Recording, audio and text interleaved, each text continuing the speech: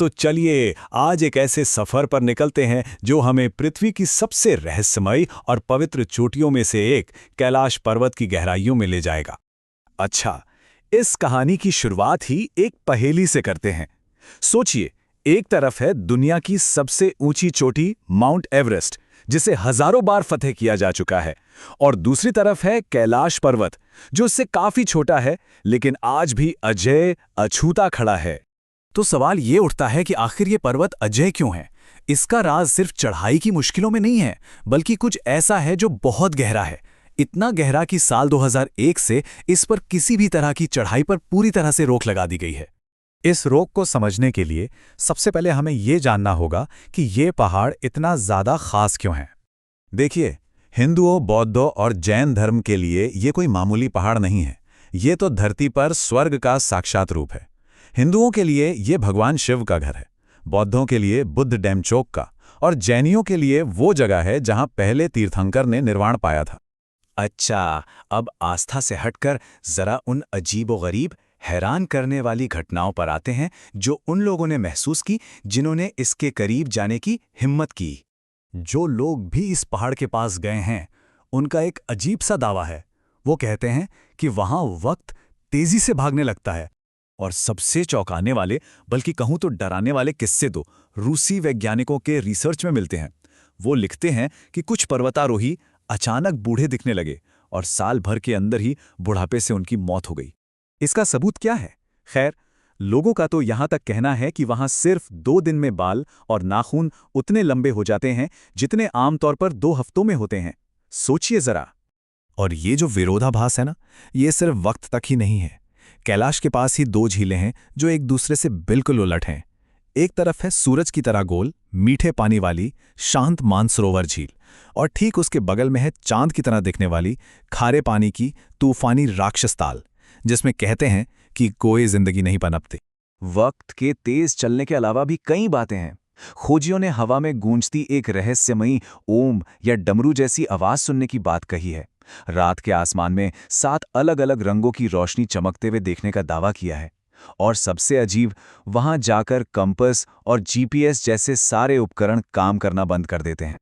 अब वैज्ञानिक तो कहते हैं कि शायद ये पिघलती बर्फ की आवाज हो या फिर यहाँ का जबरदस्त चुंबकीय क्षेत्र हो।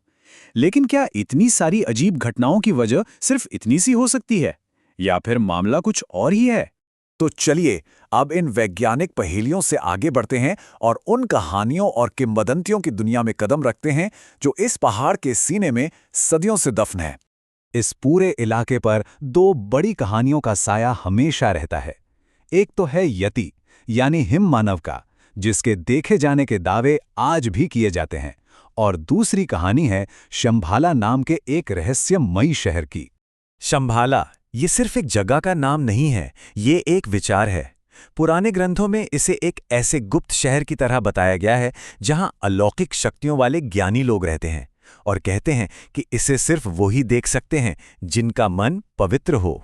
और तो और ये भी माना जाता है कि इस शहर में रहने वाले लोग अमर हैं। वो वक्त में आगे पीछे जा सकते हैं, और उनके पास ऐसी टेक्नोलॉजी है जो हमारी कल्पना से भी बहुत आगे है।